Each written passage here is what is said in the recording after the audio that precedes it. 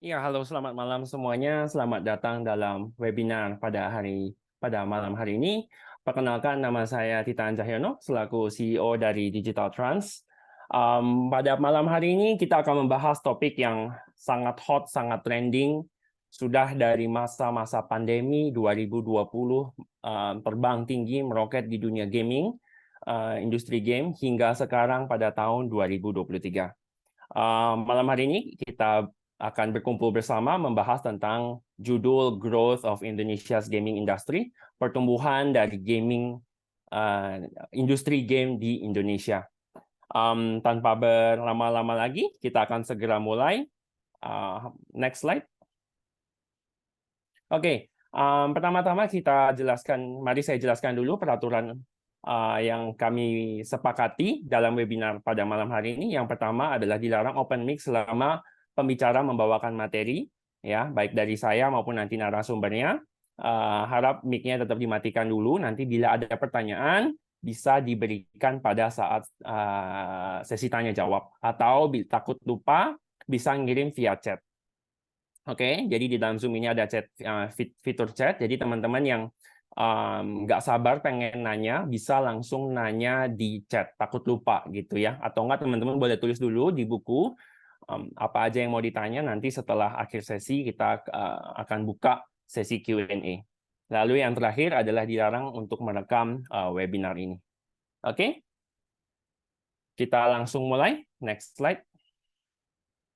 Oke, pertama-tama penjelasan dulu tentang apa itu Translator Academia. Translator Academia adalah platform edukasi yang menyediakan webinar dan kelas-kelas untuk para pemula atau beginner yang ingin terjun ke dalam dunia penerjemahan.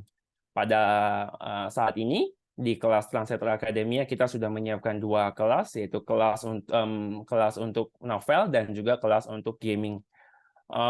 Kita juga sering melakukan webinar secara rutin yang diberikan gratis. Sudah 2 kali kita melakukan webinar sebelumnya. Ada yang tentang extra income menjadi translator web novel dan juga cara meniti karir dalam penerjemah game.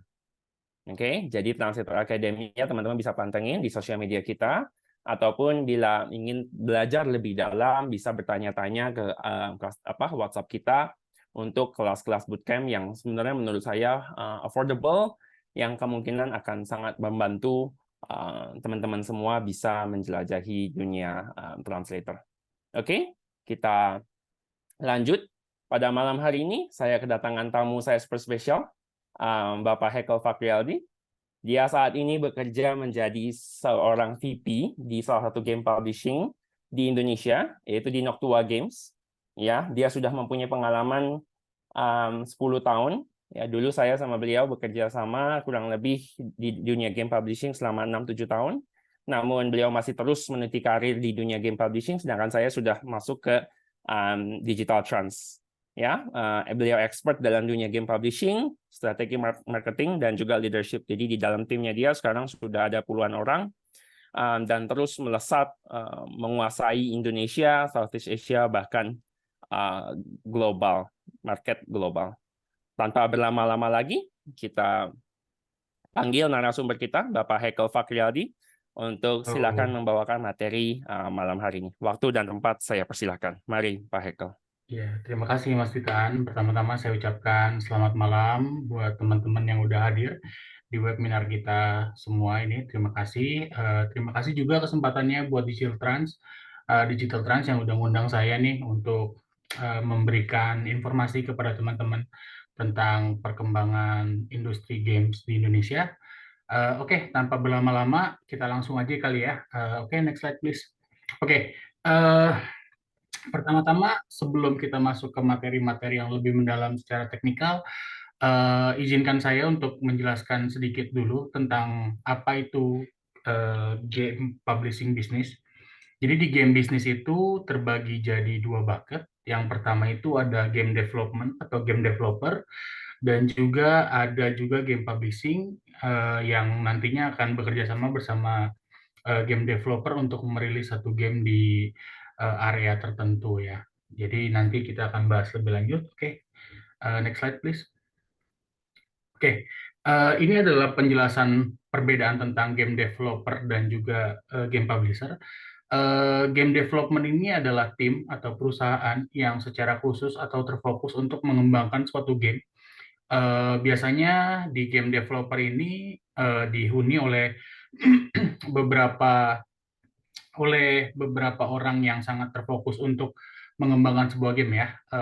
Biasanya di production side ada game writer dan game designer, terus ada IT division mereka, biasanya ini dihuni oleh game programmer, audio engineer untuk membuat suara game, terus ada software developer, komputer software, dan juga engineer.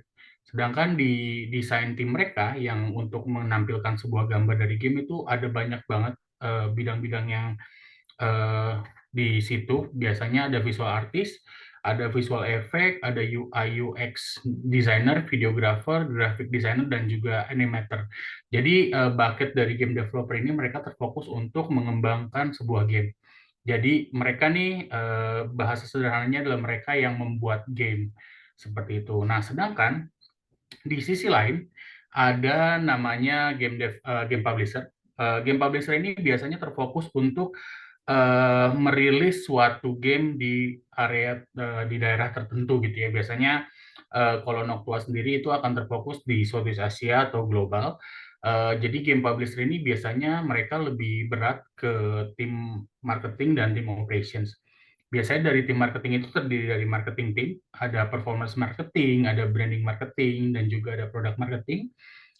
Kemudian ada tim kreatifnya dipimpin oleh biasanya ada graphic designer, videographer, dan public relations untuk berita-berita tentang game tersebut. Nah, untuk operation atau live ops-nya biasanya terdiri dari IT team atau tech division, kemudian ada customer relations. Ini yang ngebantu teman-teman nih, kalau ada teman-teman yang main terus terima keluhan, biasanya di handle sama customer relation. Dan game master ini adalah tim yang mengkhususkan diri untuk menjaga game itu agar performanya tetap stabil dan bisa dinikmati sama teman-teman semua. Kemudian ada community manager dan juga ada localization team.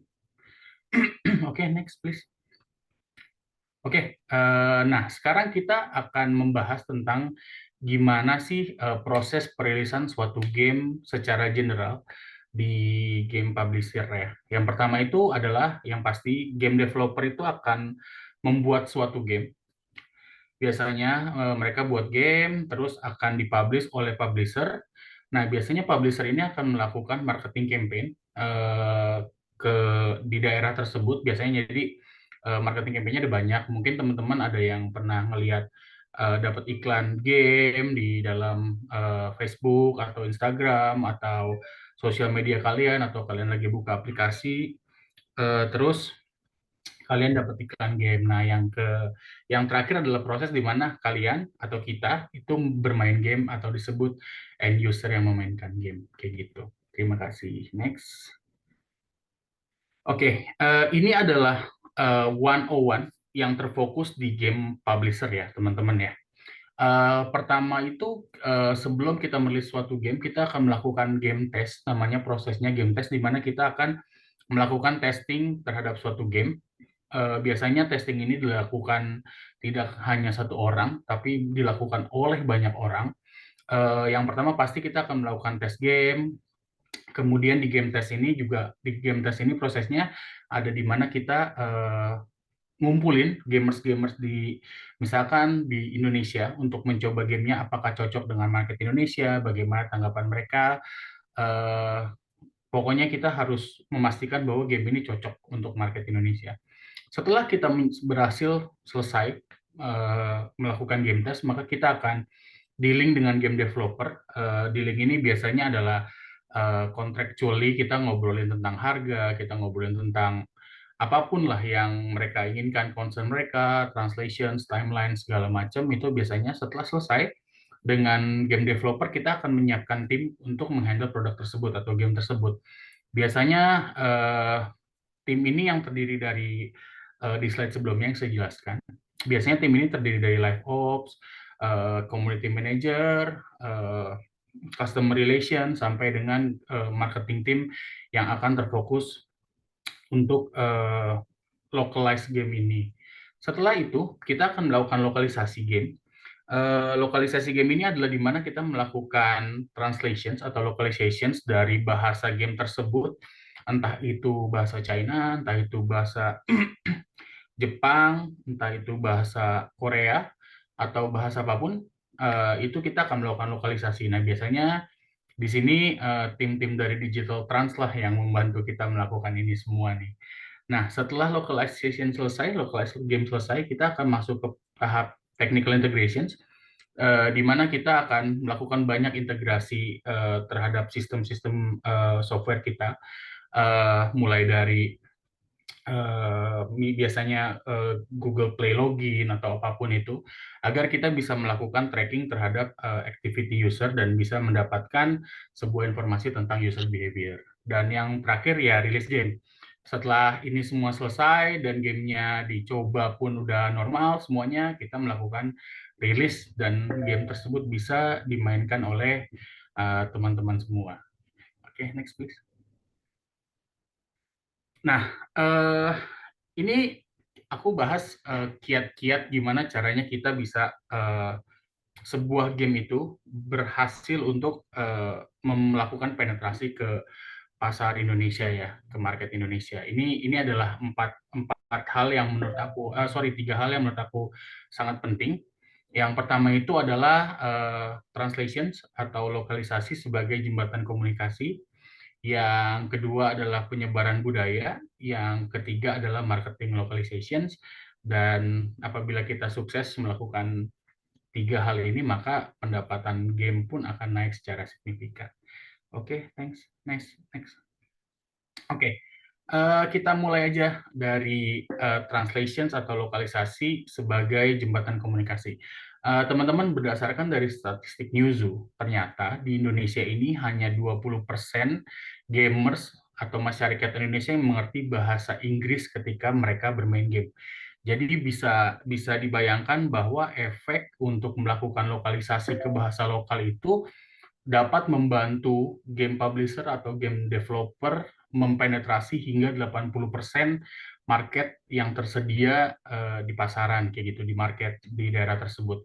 Jadi ini adalah data yang sangat penting ya, apalagi dengan kita melakukan lokalisasi ke bahasa Indonesia itu pemain-pemain akan lebih mudah mengerti game yang dia mainkan, mereka akan merasa lebih engage, lebih attach kepada game tersebut. Mungkin teman-teman di sini punya pengalaman ya, ketika main game tidak tersedia bahasa Indonesia, itu kayaknya kurang greget gitu ya.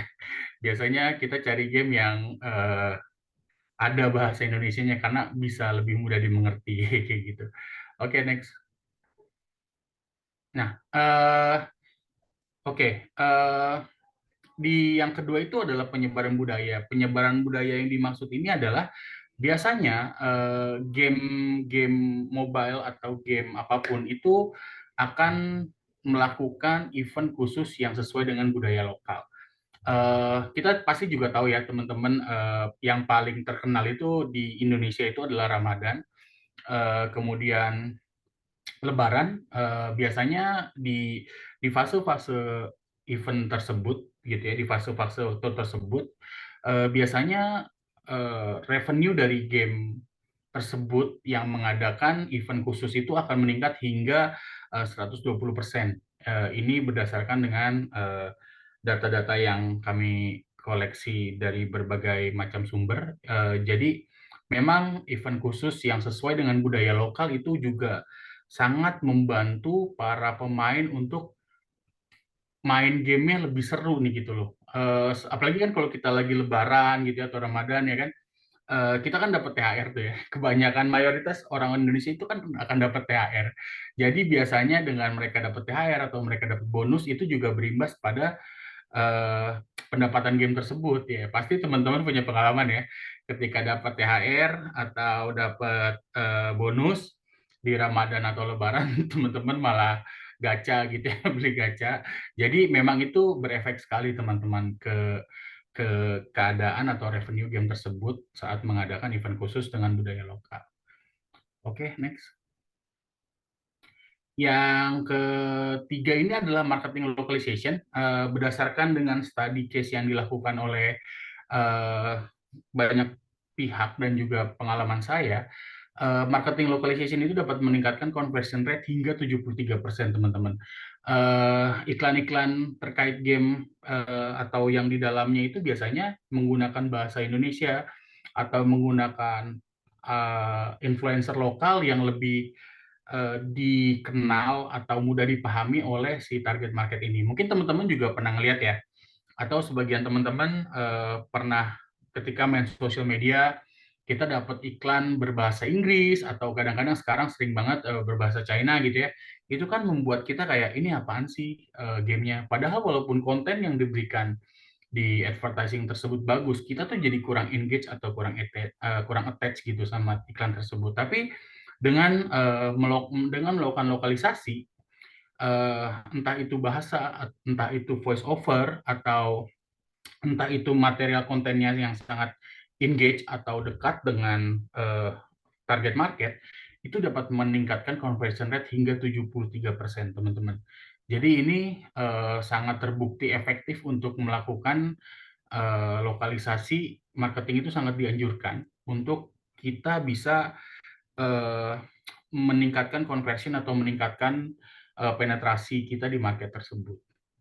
Oke, next. Nah, jadi berdasarkan studi yang dilakukan, dengan kita melakukan lokalisasi dalam hal ini ke dalam bahasa Indonesia, yang pertama adalah eh, balik lagi ke poin pertama, di mana ketika kita melakukan translation ke dalam bahasa Indonesia, itu retensi gamers di game tersebut itu meningkat hingga 30%. Dan yang kedua adalah pendapatan game revenue itu akan meningkat hingga 120% ketika ada event lokal yang sangat terkenal. Mungkin kalau di Indonesia seperti yang saya tadi sebutkan, Ramadan atau Lebaran, mungkin kalau di Thailand itu ada Songkrak ya, itu adalah termasuk event-event yang sangat ditunggu tuh untuk pemain-pemain di negara tersebut. Dan yang ketiga itu adalah marketing konten dengan bahasa lokal itu terbukti untuk meningkatkan konversi rate hingga 73%. Nah, dengan kita mengkombinasikan cara-cara kita untuk melakukan localize di game tersebut, itu akan meningkatkan opportunity kita untuk opportunity si perusahaan, untuk memaksimalkan potensi-potensi revenue yang didapatkan gitu, atau pendapatan dari game tersebut. Karena kalau si pemain mengerti dan si pemain mengerti bahasa gamenya atau mengerti gamenya dengan cara kita mentranslate bahasa, kemudian pemain mengikuti event-event budaya lokal seperti yang tadi saya sebutkan, dan dengan mereka melihat konten-konten marketing yang berbahasa lokal, semuanya itu akan lebih membuat si pemain ini engage atau attach kepada game tersebut. Mereka merasa bahwa game ini adalah bagian dari mereka karena mereka paham bahasanya. Nah, dengan mereka paham gamenya, sistemnya, maka kesempatan untuk menaikkan pendapatan itu akan lebih besar, teman-teman. Oke, next.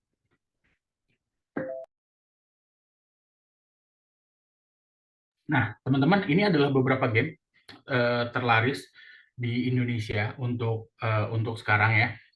Yang pertama ada Ragnarok Origin Global, ada Senseiya Legend of Justice dari Noctua dari perusahaan saya, kemudian ada Genshin Impact, ada Metal Slug. Dari list-list game ini teman-teman bisa coba download dan mainkan, terutama Senseiya ya. Itu semuanya ada bahasa Indonesia. Jadi sebenarnya menurut saya salah satu syarat dari sebuah game untuk bisa sukses atau bisa berhasil di Indonesia, syarat mutlaknya adalah melakukan lokalisasi yang sangat baik. Mulai dari bahasa, event budaya, dan juga marketing konten yang cocok gitu ya dengan market Indonesia. Oke, next. Nah, mungkin pertanyaan berikutnya dari teman-teman ini adalah, kenapa sih Indonesia gitu ya? Apa sih, kenapa Indonesia? Kenapa saya harus berkarir di game industri Indonesia gitu? Saya takut gitu. Ternyata menurut data teman-teman ya, saat ini Indonesia itu memiliki 215 juta pengakses internet, atau orang punya akses ke internet itu 215 juta, teman-teman. Yang 50% diantaranya, 51% itu diantaranya laki-laki dan 49% adalah wanita. Nah, kita, Indonesia, juga punya 123 juta gamers, di mana hampir 60% di antaranya itu mobile games. Orang-orang memainkan games dari mobile. Nah, game revenue pun di Indonesia, teman-teman bisa bayang nggak, itu mencapai 1,5 billion atau 1,5 miliar dolar, teman-teman. Yang mana 40%-nya itu datang dari 20 orang pemain di umur 21 sampai 35. Ini data-data ini, teman-teman, itu membuat Indonesia menjadi market nomor 16 terbesar di dunia dan terbesar di Southeast Asia atau di Asia Tenggara. Ini adalah sebuah bukti bahwa bisnis berkarir atau bisnis di game industri di Indonesia itu nggak main-main loh, potensinya sangat besar banget, teman-teman. Jadi buat teman-teman yang masih punya keraguan atau aku nggak boleh sama orang tuanya, oke, kita bahas di slide selanjutnya, please.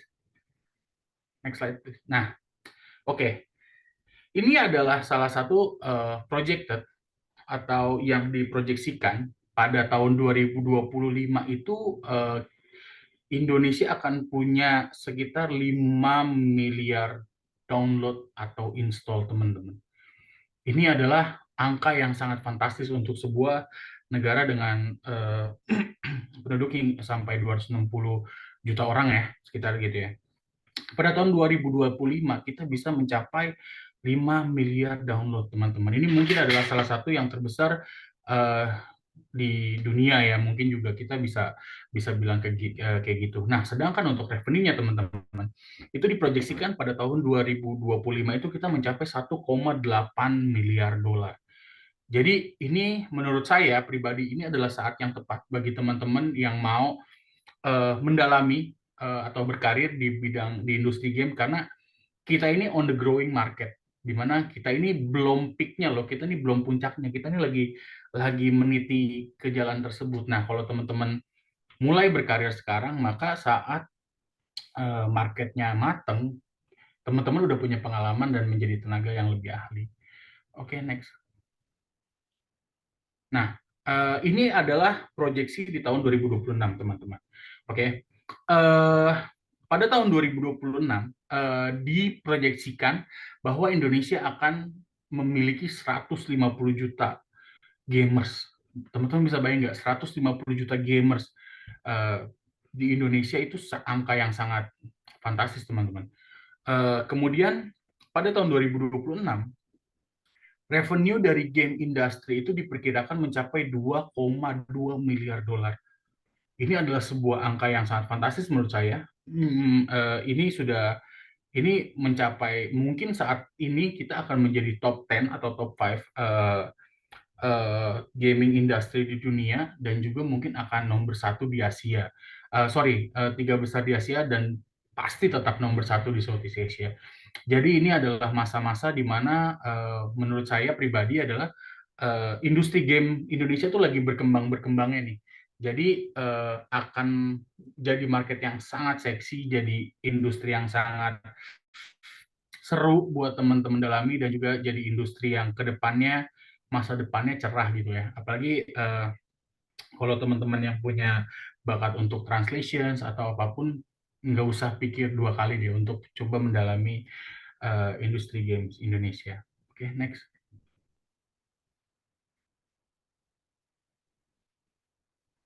Next. Oke, itu aja dari saya, teman-teman. Terima kasih banyak atas atensinya. Semoga dengan data yang saya sampaikan, materi yang saya sampaikan, teman-teman bisa mendapatkan satu insight yang baik dan bisa mengarahkan teman-teman ke passion teman-teman ya. Terima kasih semua. Kembali ke Mas Titan, silakan Mas Titan. Iya, terima kasih Pak Hekel atas kontennya yang luar biasa, materinya luar biasa. Terima kasih banget. Oke, mungkin teman-teman di sini sudah dapat banyak insight semuanya. Ya, aku harapin sudah dapat banyak insight, dapat banyak ilmu, dan juga sudah bisa yakin bahwa dunia industri game di Indonesia itu makin lama makin bertumbuh, makin lama makin besar, Makin lama makin banyak orang yang berpenghasilan dari industri game.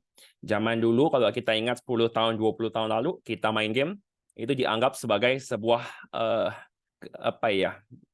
Sia-sia, hal yang sia-sia, menghabiskan waktu tidak berguna. Namun di sekarang, era-era sekarang justru game lah merupakan salah satu industri yang terus meningkat, terus bertumbuh, dan sudah menjadi mata pencaharian bagi banyak orang. Pada slide kali ini, saya ingin menjelaskan bahwa kami sedang membuka banyak lowongan untuk penerjemah game, terutama ya ada yang ke bahasa Indonesia, ada yang ke bahasa Inggris, ada yang dari bahasa Korea, Jepang, dan lain sebagainya. Bisa cek di lowongan kerja Digital Trans, bisa di-scan di barcode. Dan juga bila teman-teman ada yang baru ingin meniti karir menjadi seorang translator atau ingin nih pengen gue bisa bahasa Indonesia dan gue bisa bahasa yang lain, misalnya pengen mencoba meniti karir di game ataupun di bidang-bidang yang lain, bisa scan barcode di sebelah kanan. Oke.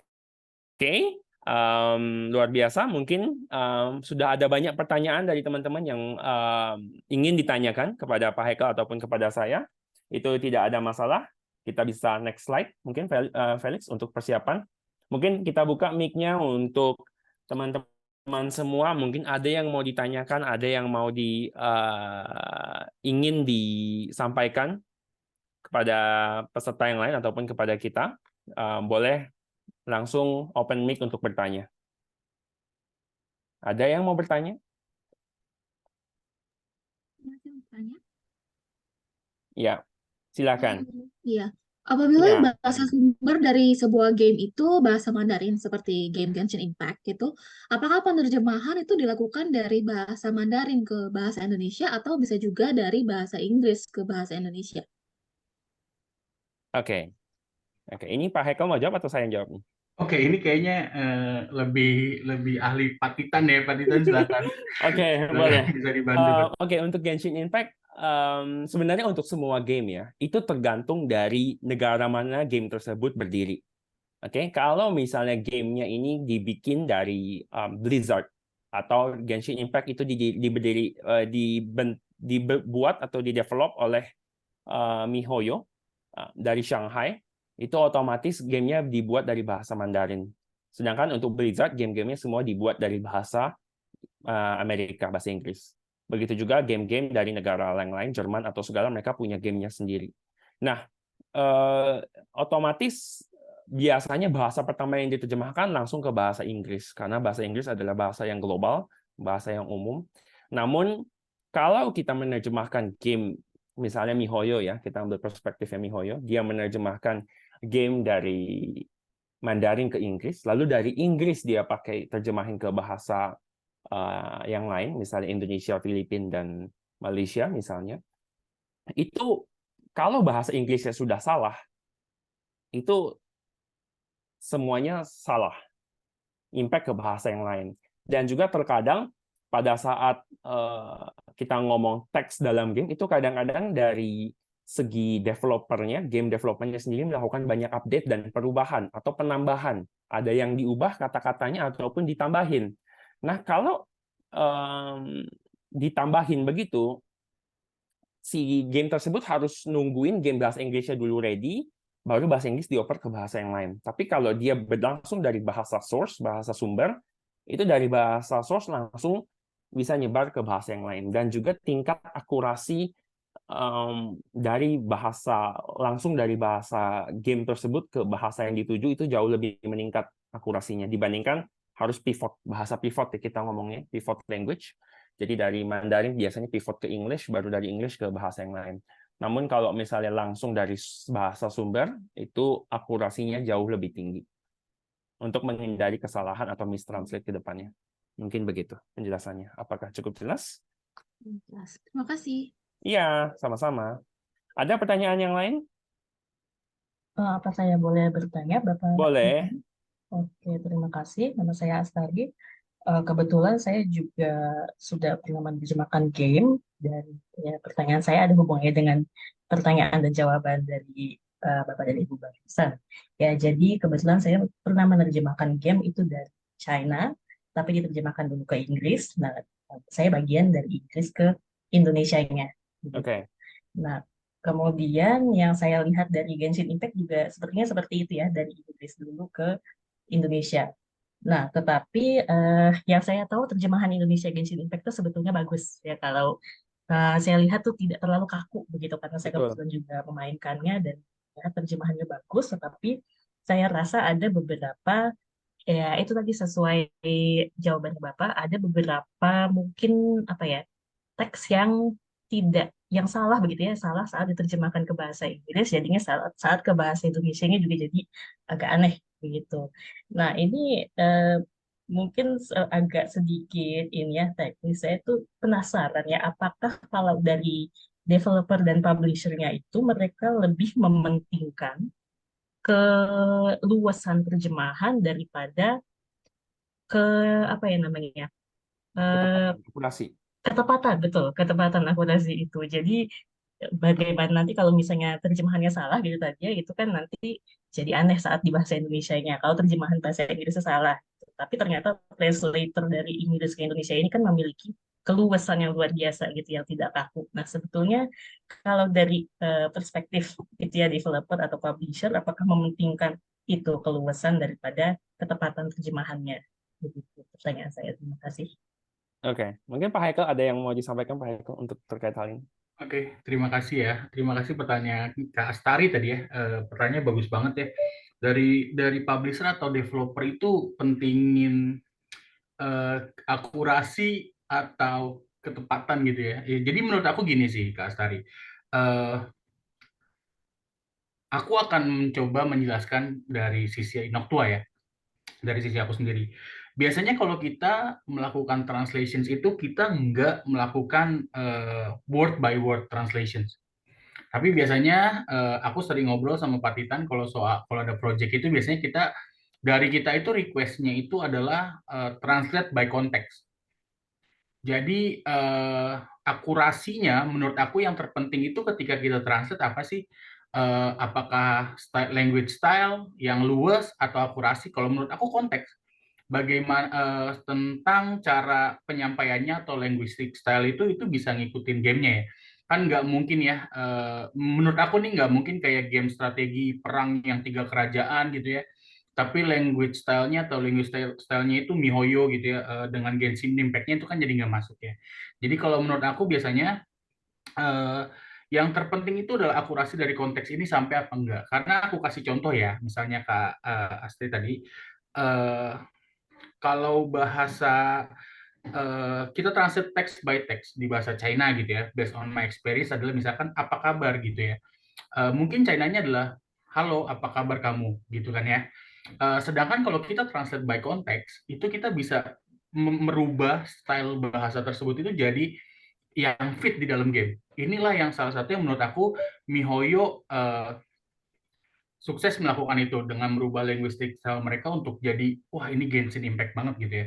Eh, Misalkan halo apa kabar itu kan bisa berubah jadi hai kabar kamu gimana, itu kan jadi terdengar lebih casual, lebih dekat gitu ya. Ketika percakapan dimulai kan kayaknya kita sebagai orang Indonesia nggak jarang gitu ya menemukan kayak yang halo apa kabar kamu, kan kayaknya jarang ya.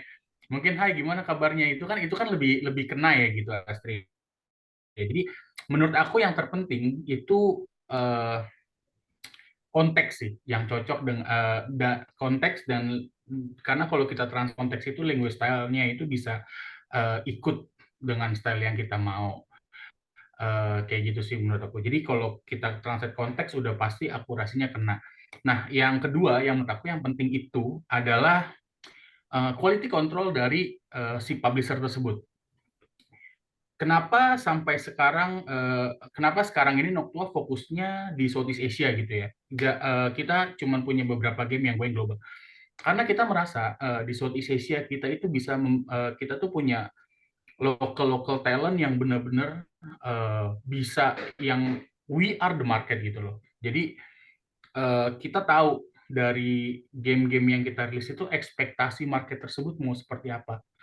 Jadi ketika kita melakukan QC, kita tahu nih stylenya kayak gimana. Kalau orang, let's say orang Indonesia itu style ngomongnya kayak gimana, yang cocok sama game ini kayak gimana. Eh, itu salah satu menurut aku elemen yang harus kita perhatikan sih kayak gitu. Semoga jawaban saya membantu ya Astri ya. Terima kasih. Oke. Oke, ini kebetulan sambil nunggu ada chat yang masuk dari Pak Galih. Pak Titan dan Pak Hekel, menurut pengalaman Bapak, kendala apa yang paling umum terjadi saat melakukan translation dari bahasa lain seperti bahasa Mandarin ke Inggris atau ke Indo, dan bagaimana cara mengatasinya? Oke, ini mungkin lebih ke ranah saya bantu jawab. Jadi untuk kendala apa yang paling umum? Yang pertama adalah mengenai deadline, ya, seberapa banyak terjemahan yang perlu kita kerjakan dan juga seberapa banyak waktu yang kita punya. Karena basically begitu kita dioper, oke, kita harus menerjemahkan 1000, punya waktu cuma 5 menit. Ya, itu kualitas pasti berbanding lurus dengan waktu yang kita punya. Gitu. Jadi kalau dari kita as a translator, ya, pengennya punya waktu yang lebih lama sehingga hasilnya lebih maksimal. Sedangkan game publisher pengen translation nggak usah terlalu lama lah gitu. Yang penting translation-nya bagus sehingga game gue bisa lebih cepat rilis. Jadi ini yang kadang-kadang suka berbenturan, kita negosiasi dengan banyak publisher untuk nego tentang waktu yang kita bisa miliki mengenai proyek tersebut. Jadi kualitasnya pun akan jadi meningkat. Itu yang pertama. Lalu yang kedua adalah ketika game yang kita sentuh ini berhubungan dengan IP. Ya, IP yang bernama seperti Naruto, Genshin, atau anime-anime Jepang, ataupun game-gamenya Blizzard misalnya. Itu kita nggak boleh sembarang menerjemahkan nama item, nama map, apapun segalanya. Itu kadang-kadang kita nggak bisa bikin nama kita sendiri. Harus kita bikin nama yang sudah ada, yang memang populer di film tersebut atau IP tersebut. Jadi kita harus hati-hati di sana, melakukan banyak research. Lalu ya, panjang teks ya. Yang terakhir panjang teks, karena bahasa Indonesia itu teksnya cenderung lebih panjang dibandingkan bahasa Inggris dan bahasa Mandarin, termasuk Korea dan Jepang juga. Indonesia itu jauh lebih panjang. Dengan arti yang sama, kita ingin menjelaskan arti yang sama, tapi biasanya teks Indonesia jadi jauh lebih panjang. Itu jadi membuat UI-nya jadi kurang menarik dan berantakan. Kadang-kadang malah harus minta tolong tech division-nya untuk melakukan revisi. Mungkin dari saya itu dulu. 3 jawaban mengenai pertanyaan Pak Galih. Aku boleh nambahin ya sedikit ya Mas? Boleh. Ya. Ya, ini pertanyaan dari Galih menarik sih ya. Kalau menurut aku pribadi, yang paling sulit dari translations itu adalah salah satu kendala mungkin ya Pak Titan, adalah linguistic style sih. Karena menurut aku susah nih kita nemuin translator itu yang benar-benar main game. Karena akan terdengar sedikit aneh ketika orang si translator ini nggak main game nih gitu ya, dengan translator yang sudah main game. Pasti linguistic style-nya berbeda. Itu menurut aku mudah sekali terbacanya gitu.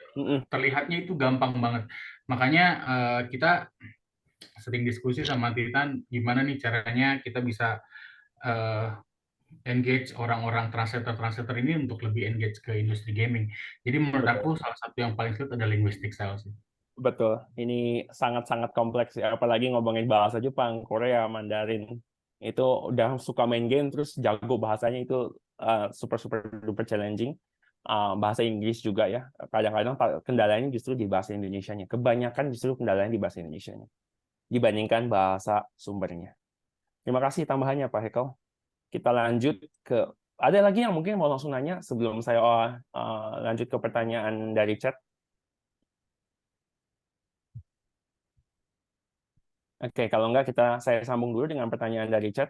Kalau untuk menjadi penerjemah game biasanya menggunakan software apa? CAT tool seperti Trados atau punya aplikasi lain ya? Saya tertarik menjadi penerjemah game untuk spesialisasi bahasa Indonesia dan Inggris. Terima kasih.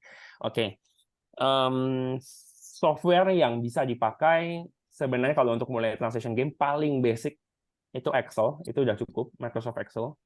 Namun Excel itu sangat basic, dan kalau jumlahnya sedikit, kalian mau urgent, butuhnya cepat, Excel mungkin salah satu opsi yang paling mudah, paling simple. Tapi kalau untuk manage project yang gede, itu saya sarankan memang pakai CAD Tools seperti Kak Jabar ya, Kak Jabar bilang seperti Trados itu udah sangat mumpuni, sangat lengkap. Jadi kalau misalnya bisa punya Trados, kerjanya dari Trados itu konsistensi dan kualitasnya jauh meningkat. Ya, untuk menjadi penerjemah game saya juga dukung, of course.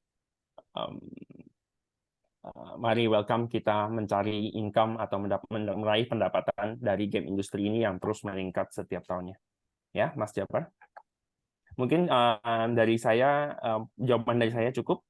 Ya, kalau bisa CAD Tools bagus. CAD Tools itu menurut saya tools yang paling prima. Ibarat kata kalau kalian mau pergi mancing itu pakainya pancingan yang bagus, umpannya juga yang bagus dibandingkan kalau mancing pakainya yang bambu gitu loh. Pancingan bambu nanti putus tengah jalan, nangkap ikan lebih gede udah putus itu pancingannya. Kurang lebih begitu, Pak Jabar. Oke, kita lanjut. Ini ada yang mau langsung nanya mungkin sebelum kita lanjut nih, ada beberapa pertanyaan lagi. Halo, selamat siang. Apa suara saya terdengar? Iya, siang, sore kali, sudah sore. Maaf. Iya, ya. Kita boleh. Ya, perkenalkan nama saya Halvi Pradian Salsabella. Saya bekerja sebagai translator, lebih tepatnya subtitler. Tapi saya juga lagi belajar game development. Saya sedang belajar mau jadi game designer. Nah, pertanyaan saya untuk mungkin lebih ke Pak Hekel ya.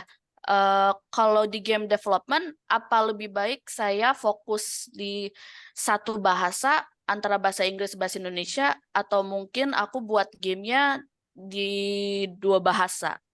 Itu pertanyaan saya. Terima kasih. Oke, terima kasih Halvi, pertanyaannya menarik ya. Ini pertanyaannya technical banget, tricky questionnya. Kalau menurut aku, ketika kita develop suatu game dan akan dirilis pasti ya ke depannya ya.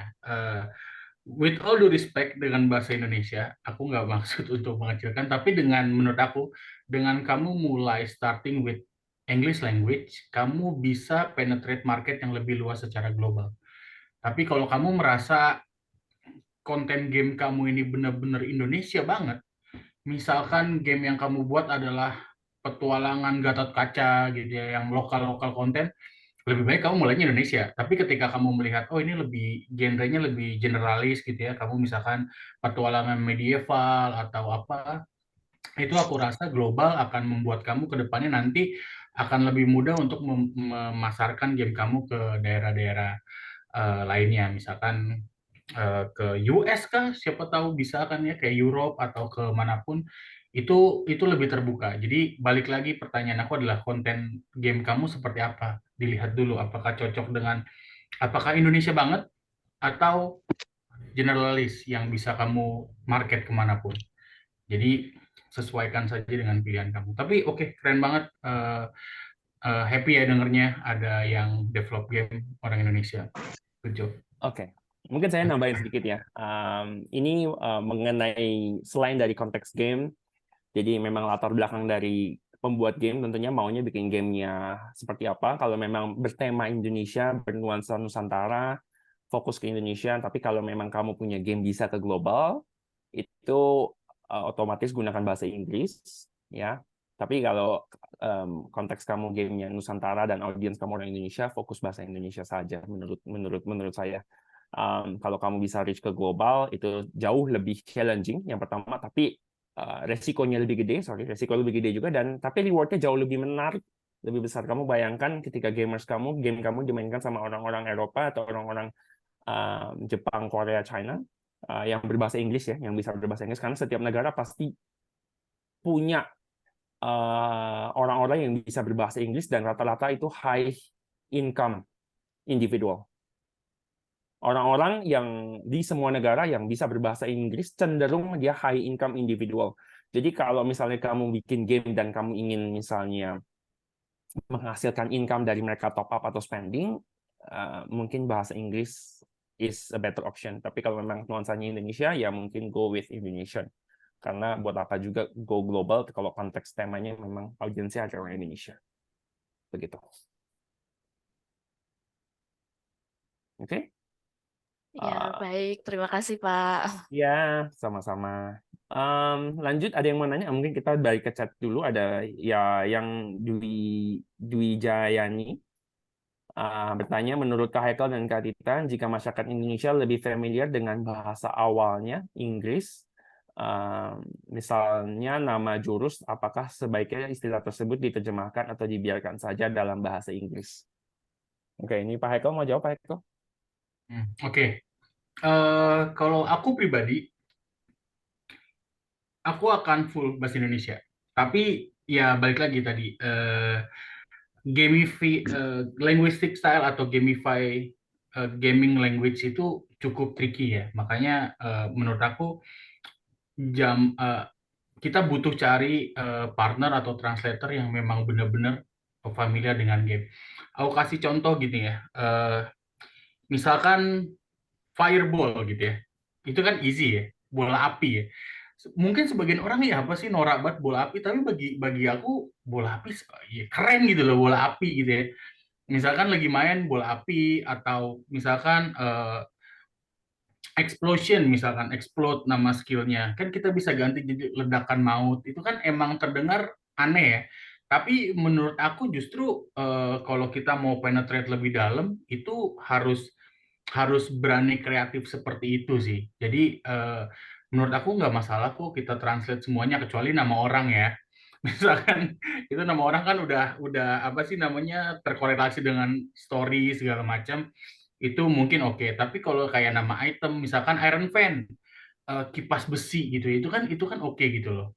Kalau menurut aku sih kayak gitu ya, misalkan burst damage atau apapun, itu kalau kita dapat bisa merubah bahasanya, mungkin itu bisa sih. Nah, kecuali adalah status-status yang sudah bahasa umum ya, misalkan kayak attack, aku pribadi nggak usah dirubah. Attack, attack, defense, defense, armor, tetap aja armor. Tapi eh, karena itu udah bahasa gaming in general ya. Jadi kalau kayak nama skill, penjelasan skill itu bisa banget kok ditranslate ke bahasa Indonesia. Kalau menurut aku pribadi, aku masih nyaman dengan game yang fully translated into Indonesia. Kayak gitu. Exactly. Exactly. Ya, saya tambahin, di sini kita juga bisa ngelihat ya dari game-game yang paling laku, paling laris ya, yang selalu nempel di top one ranking. Kita bisa berkaca dari salah satunya game Mobile Legends ya, yang game sejuta umat. Kita bisa lihat bagaimana stylenya mereka melakukan terjemahan. Jadi buat teman-teman di sini yang pengen meniti atau membangun karir sebagai penerjemah, bisa mengacu ke Mobile Legends gitu. Karena luar biasa game ini bisa dimainkan di semua kalangan gitu. Dari kalangan yang atas sampai yang ke bawah semua main Mobile Legends. Menurut saya mereka luar biasa. Mungkin begitu juga insight dari saya. Oke, ini untuk pertanyaan dari Yayang. Mungkin ada lagi yang mau bertanya di voice. Izin bertanya, Kak. Ya, boleh. Mari. Oke, Aris nah, Andika. jadi kan dalam mempublish sebuah game itu kan masing-masing game kan memiliki kayak gameplay yang berbeda kan masing-masing itu. Ya, Misalnya ada game yang gameplaynya berulang, ada juga game yang gameplaynya lebih ke arah eksplorasi gitu. Nah, apakah ada strategi pemasaran khusus gitu untuk masing-masing gameplaynya? strategi pemasaran khusus untuk masing-masing gameplay yang tipenya misalnya petualang atau yang berulang. Kurang lebih begitu ya, Mas Aris Andika ya. Gitu, Kak. Oke, mungkin ini saya lempar dulu ke Pak Heko. Mungkin Pak Heko ada jawaban yang ini bisa Ya, di-share ke oke. Oke, Mas terima Aris? kasih Mas Aris Andika udah atas pertanyaannya. Kalau menurut kalau aku rasa ya, eh, setiap game itu unik ya. Maksudnya ketika kita rilis publisher game itu rilis sebuah game, aku yakin 100% nggak pernah akan ada treatment yang sama. Jadi pasti cara pemasarannya berbeda, Mas Aris Andika. Let's say sama-sama game petualangan, tapi temanya yang satu medieval atau fantasi, yang satu lagi Romance of Three Kingdoms. Pasti treatmentnya itu akan berbeda, metode pemasarannya, metode marketingnya akan berbeda, Mas Aris Andika. Kenapa Mas Haikal kok bisa berbeda? Karena audiensnya pasti beda. Setiap orang itu punya interest atau ketertarikan dengan hal yang berbeda. Oke, mereka interest sama game petualangan. Tapi temanya apa? Unique selling point-nya gimana? Karena jadi saat kita melakukan marketing sebuah game, itu sangat penting kita untuk melihat audience dari market tersebut itu apa. Jadi kalau pertanyaannya sama apa beda? Pasti beda, Mas Aris. Karena menurut aku setiap game itu pasti punya keunikan sendiri yang bisa kita jadikan USP atau unique selling point dari game tersebut, walaupun secara garis besar game tersebut genrenya sama. Semoga bisa membantu jawaban saya. Mungkin Oke. dari Pak Titan ada yang mau ditanyakan? Mau ditambahin, Mas Titan?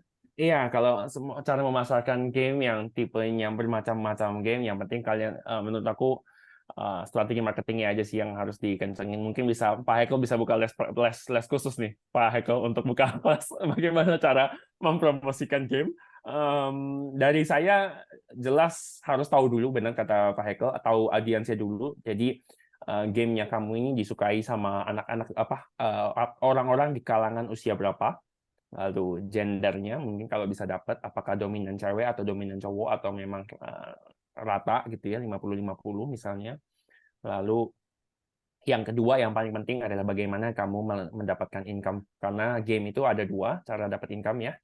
Ini belum ada dibahas tapi kita udah bahas di webinar sebelumnya bahwa income dari game itu didapat dari top up, user melakukan spending top up ke dalam game. Yang kedua melalui nonton ads. Itu game developer game publisher dan game developer juga kedapatan. Jadi banyak games yang memang nggak perlu paksa kita top up, tapi dengan kita datang nonton ads, nonton iklan dalam game tersebut, itu juga ada hadiah khusus yang bisa diklaim. Nah, mungkin kalau misalnya awal-awal maunya fokus di nonton ads dulu, itu juga bisa ya, ngembanginnya memang pelan-pelan, agak tricky, mungkin bisa digabungin di game tersebut dengan sosial media supaya bisa lebih cepat marketingnya. Mungkin dari saya demikian tipsnya. Mungkin masih ada yang kurang jelas dari jawaban kita? Sudah jelas, Kak. Makasih ya. Terima kasih, Mas Haris Andika. Oke, kita lanjut lagi ke chat ini. Ada lagi yang nanya mengenai apakah menjadi translator konten game harus ada pengalaman sebagai gamer. Karena setahu saya di game kan ada banyak istilah-istilahnya masing-masing. Kalau bukan gamer, kira-kira sulit nggak sih untuk paham istilah-istilah tersebut? Oke, ini mungkin dari Pak Eko ada yang mau ditambahkan di sini atau gimana? Kalau ditanya sulit apa enggak sih, sebenarnya enggak ya. Menurut aku ya, asal kita paham surface-nya aja tuh. Kayak contoh kayak, oh ini tuh kayak misalkan ya, aku kasih contoh teknis ya. Ada yang namanya pedang besar atau great sword translations. Tapi sebenarnya pedang besar itu lebih umum kalau di Northern America itu kayak broadsword. Jadi kayak gitu aja sih menurut aku, kayak technical language yang pemahamannya. Jadi kalau ditanya gamer itu, misalkan kalau gamer yang harus main sehari 3 jam, 6 jam, itu menurut aku enggak sih ya. Kalau ditanyanya adalah jadi gamer apa enggak, yang menurut aku yang terpenting itu bukan jadi gamer atau enggak, tapi paham atau enggak. Jadi memahami menurut aku lebih penting daripada jadi gamer. Tapi kalau kita gamer nggak paham buat apa? Jadi aku lebih setuju kalau misalkan kita paham konteksnya itu apa sih. Ini sorry dari Patricia ya. Kalau menurut aku kayak gitu. Semoga membantu jawaban aku. Well, iya, Silakan. Patricia. Ini dari saya ada sisi yang lain sebenarnya, interesting. Kalau dari saya sebenarnya untuk punya kedua elemen ini benar sekali, untuk bisa memiliki kualitas yang bagus dalam penerjemah game, itu ada dua elemen. Satu, dia kuasai dua bahasa tersebut dengan fasih, pemahamannya tinggi. Yang kedua adalah dia seorang gamers. Tapi untuk mendapat dua elemen ini dalam satu orang, dalam satu individual, terutama untuk menjadi translator, ini sangat sulit dan sangat jarang. Sangat sulit. Biasanya kita memilih untuk mengconvert, ini internal digital trans ya, kita memilih untuk mengconvert orang-orang yang bisa paham bahasa, dua bahasa tersebut, misalnya dia paham bahasa Inggris dan bahasa Indonesia, untuk kita latih menjadi seorang penerjemah game, dibanding orangnya hobi main game, tapi nggak bisa bahasa. Itu levelnya jadi, maksudnya probabilitas atau prioritas kita jadi jauh lebih rendah. Jadi kalau dari kita internally memang kita fokus untuk mengconvert orang-orang yang bisa bahasanya dulu, jadi satu sentence atau satu kalimat, satu paragraf, satu artikel itu bisa dibaca dengan lancar dan semua artinya dia paham, dia benar-benar paham. Baru additional point dia adalah gamers. Jadi kalau kamu, Patricia, rasa kamu sudah bisa menguasai bahasa tersebut, dan kamu mau nyemplung dalam dunia penerjemahan game, mungkin kamu tinggal, kalau kamu sudah kuasai bahasanya, ya kamu tinggal lebih sering main game aja, lebih paham aja gitu tentang bagaimana cara menerjemahkan. Kurang lebih seperti itu, Patricia. Oke, mungkin ada lagi yang dari chat sebelum ini. Ada yang mau tanya dari chat? Dari live Q&A. Kalau enggak, kita lanjutkan. Kak, join translator bagaimana, Kak? Waduh, ini Tommy Panjoro. Kak, join translator bagaimana, Kak? Join translator as in tinggal nge-apply aja ya, kamu bisa nge-apply. Basically kalau kamu sudah punya basic, sudah pengalaman, ingin menjadi seorang translator, bisa nge-apply ya ke dalam perusahaan-perusahaan yang memang sudah bekerja sama dengan perusahaan game. Tapi kalau ini translatornya kamu lebih general, ya mungkin kamu mau terjemahin apa, dokumen atau apa, bisa lebih spesifik ya. Mungkin sebagai ke platform-platform freelance dulu aja sih menurut aku. Jadi untuk mulai dari translator nggak harus langsung full time.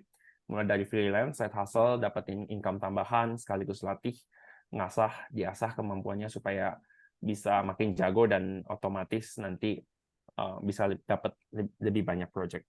Kurang lebih begitu dari saya. Next, dari Mei. Apakah kemungkinan untuk menjadi penerjemah khusus game itu masih terbuka lebar atau tidak bagi yang mau memulai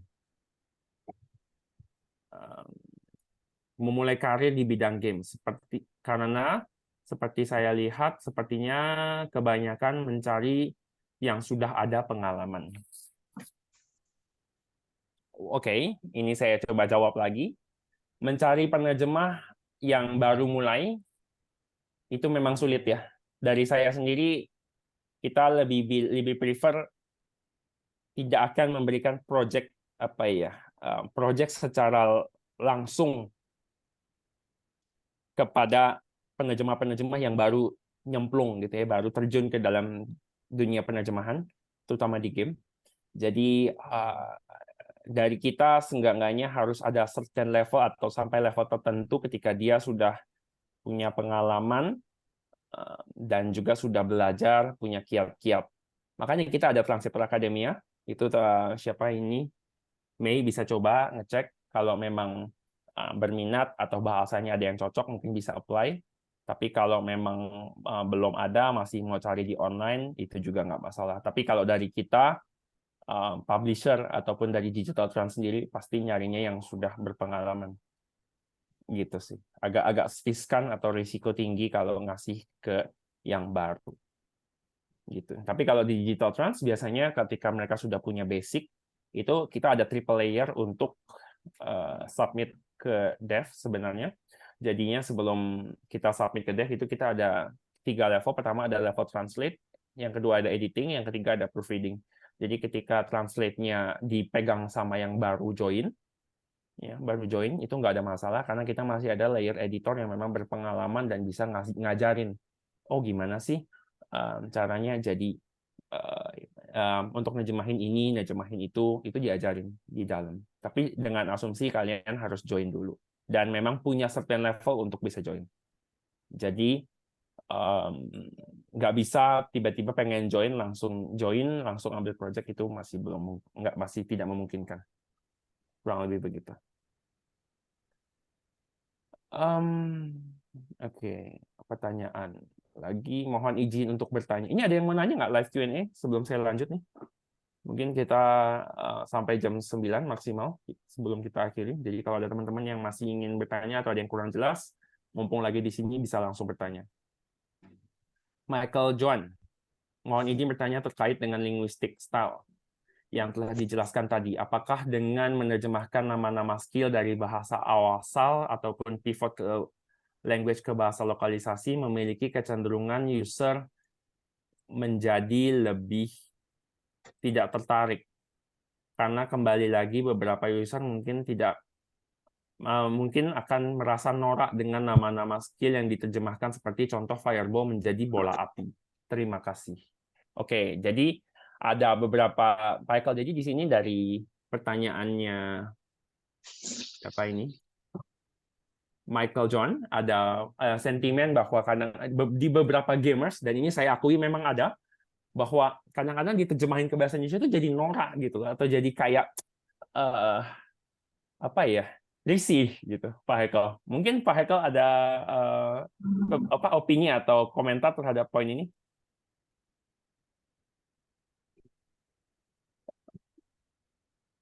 Halo, Pak Hekel?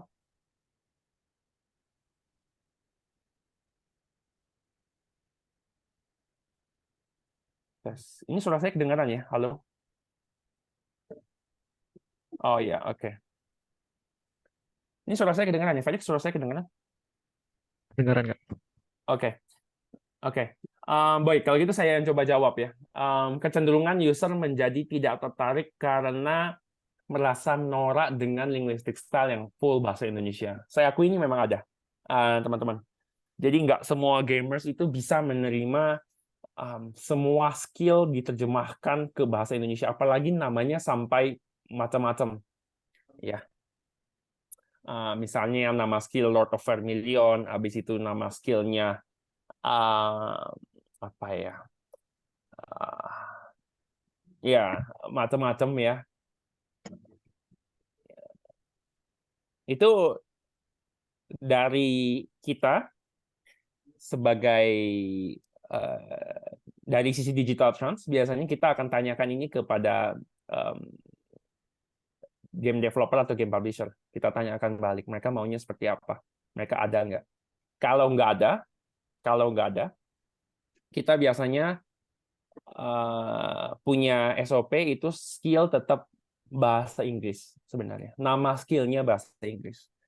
Tetapi terjemahan deskripsinya dari skill tersebut itu harus bahasa Indonesia.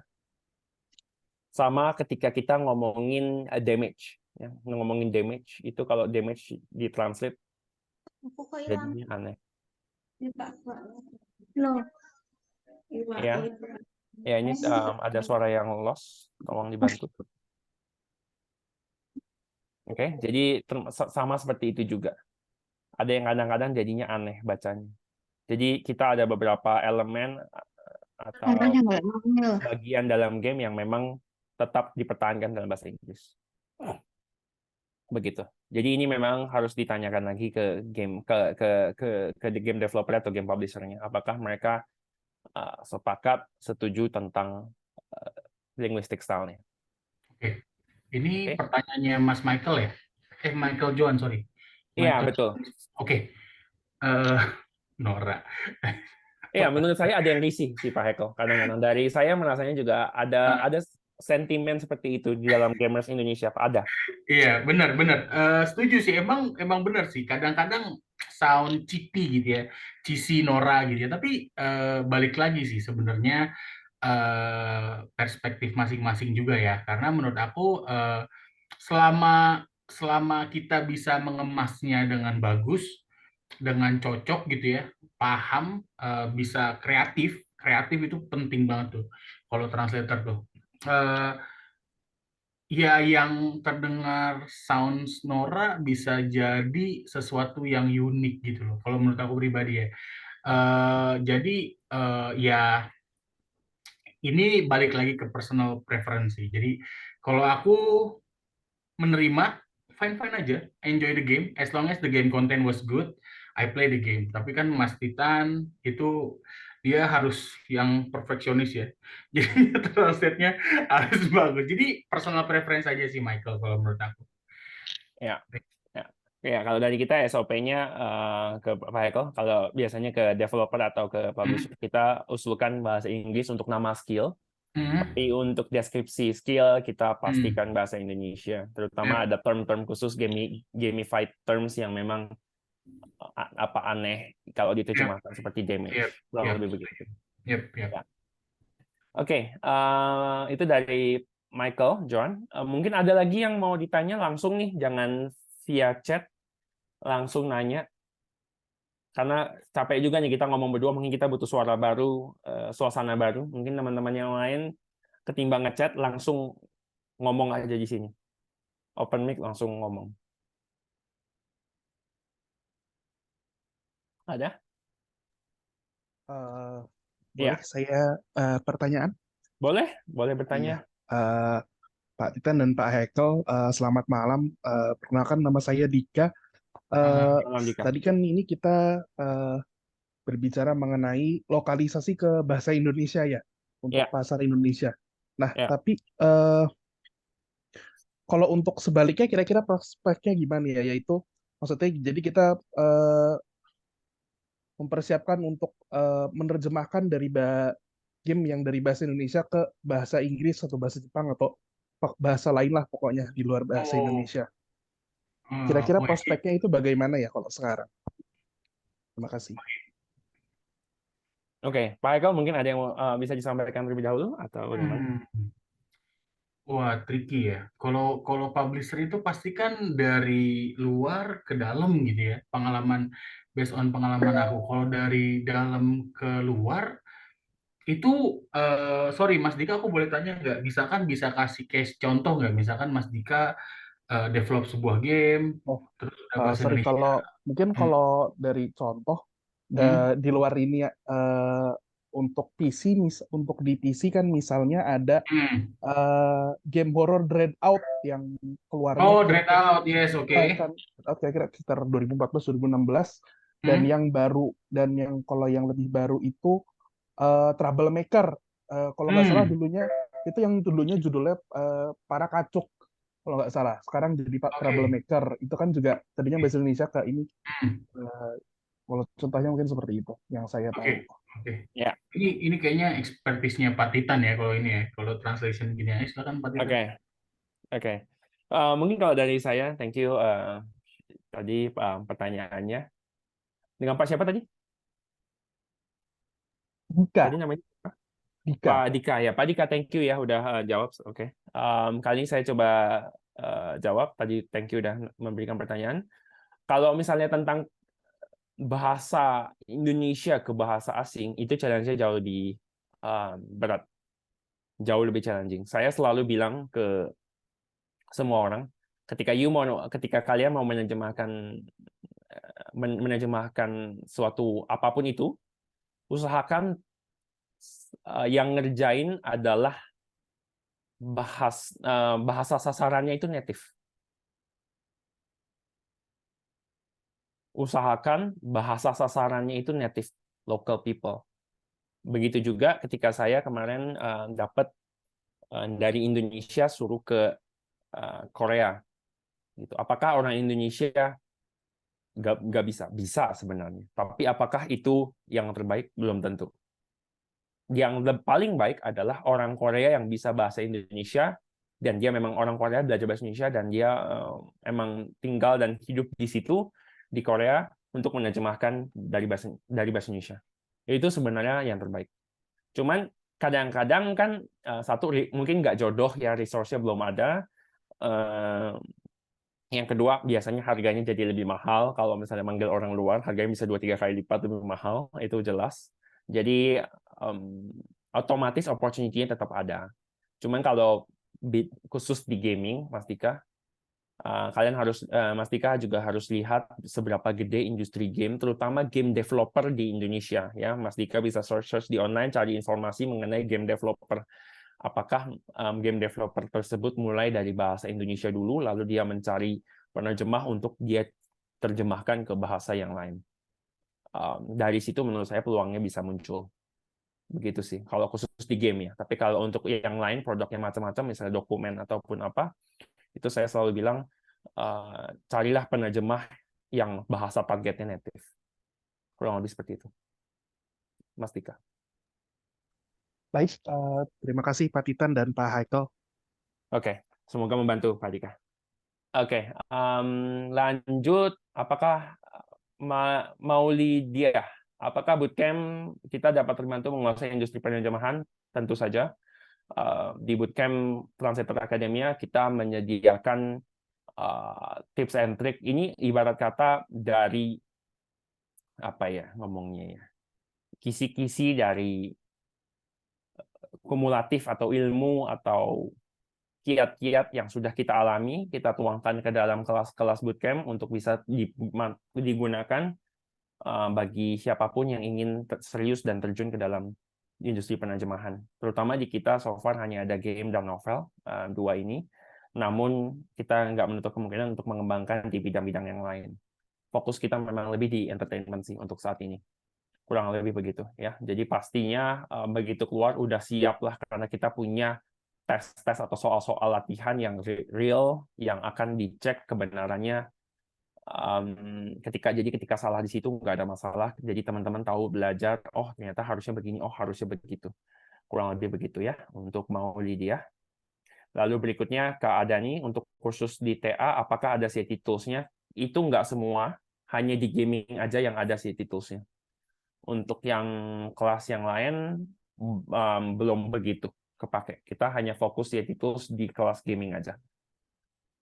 Lanjut. Kalau mau ikut bootcamp, apakah bisa bekerja sama dengan DTA? Tergantung juga di bagian apa. Nggak semuanya nanti bisa diobrolkan atau didiskusikan di WhatsApp. Ya, Maulidia. Lalu pertanyaan berikutnya terakhir dari Zaki Jabar. Mas Titan ingin bertanya lagi, kalau loker penerjemahan spesialisasi bahasa Indonesia dan Inggris khususnya di bidang game sudah jarang ditemui. Saya lihat di Digital Trans juga belum ada, lebih membutuhkan penerjemah yang fasih bahasa Mandarin. Iya, sekarang belum dibuka nih, belum ada. Karena kenapa kita nggak buka? Kurang lebih kita masih mentrain dulu yang sudah ada di dalam. Jadi memang begitu kita buka nih untuk gaming Inggris ke Indonesia itu langsung heboh rekrutmen kita. Satu hari bisa 50-100 pendaftar setiap hari untuk Inggris Indo. Jadi Inggris Indo memang sangat populer dan kebetulan dengan talent pool yang kita sudah punya masih sangat sulit untuk kita bisa membuka kesempatan baru. Jadi ibarat kata kita harus yang udah join kita bantu dulu supaya dapat project kebagian, baru kita harap bisa buka kesempatan buat yang di luar. Jangan yang di dalam belum kebagian, yang di luar udah kita buka. Nanti yang di dalam kesannya ada kurang apa sisi yang nggak enak gitu sih. Kita mikirnya ke sana juga. Untuk Mas Jabar. Ya, pertanyaannya sudah habis. Mungkin masih ada lagi yang mau live question?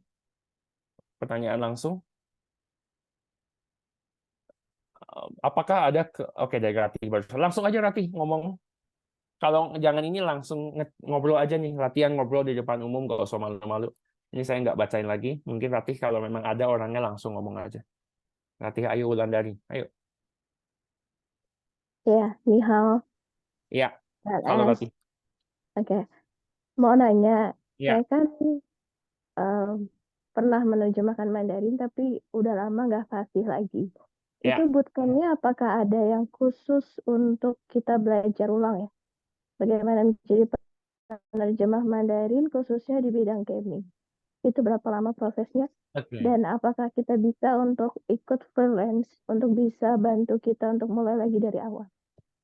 Oke, untuk jujur Oke. untuk bootcamp itu kita bisa bantu ya bahasa Mandarinnya. Karena kita disertai dengan latihan-latihan real dari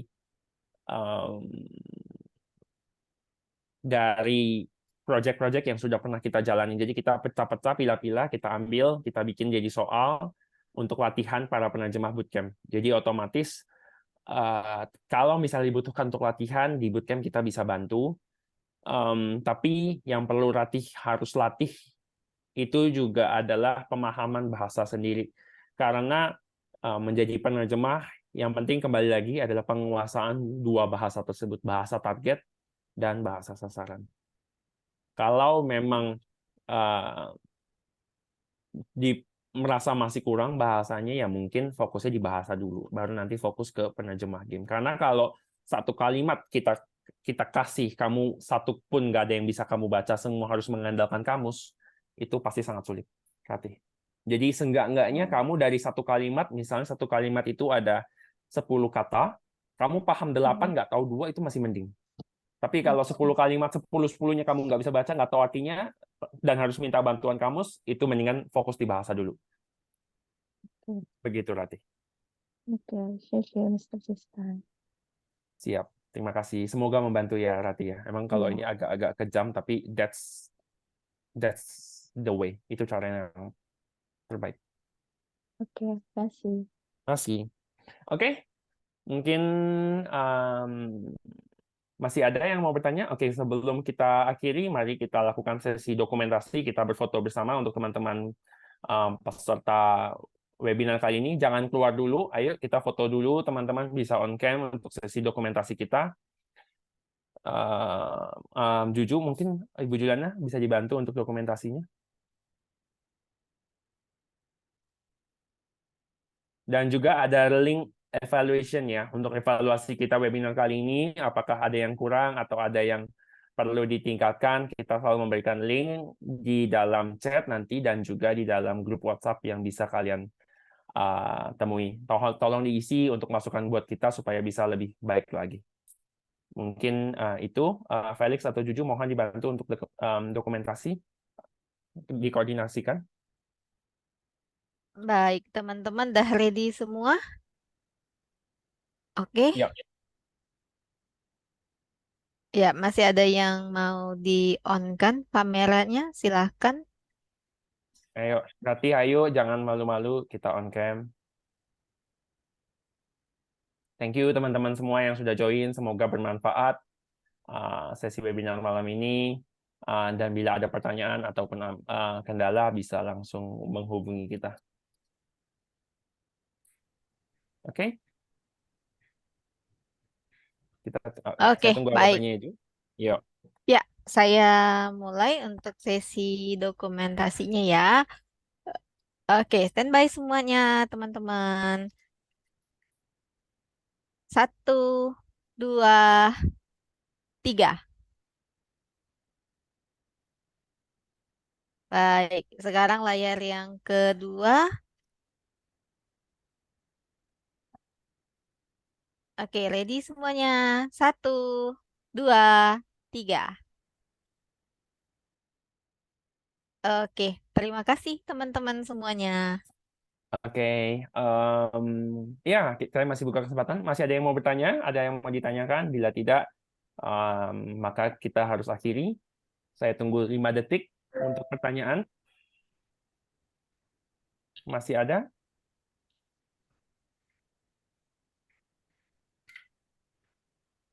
Oke, saya rasa sudah cukup. Pertanyaan sudah semua terjawab. Terima kasih banyak waktunya dan juga pada kru yang sudah membantu melancarkan acara hari ini. Terima kasih teman-teman juga para hadirin peserta yang sudah join.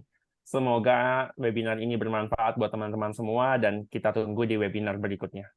Terima kasih. Salam sehat. Thank you Pak Hekel, narasumber kita. Sampai jumpa juga. Sehat selalu. Thank you. Thank you. Yuk.